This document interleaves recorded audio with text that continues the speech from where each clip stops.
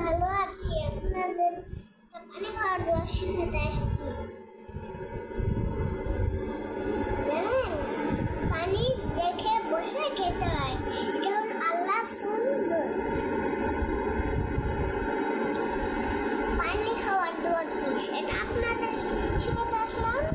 পানি খাওয়ার দোয়া বলুন বলতো আমার সাথে। পানি খাওয়ার দোয়া হলো আমুদা আমুদা আমুদা আহিয়া আহিয়া আহিয়া। তাহলে বলো কি? তুমি বলো না তো।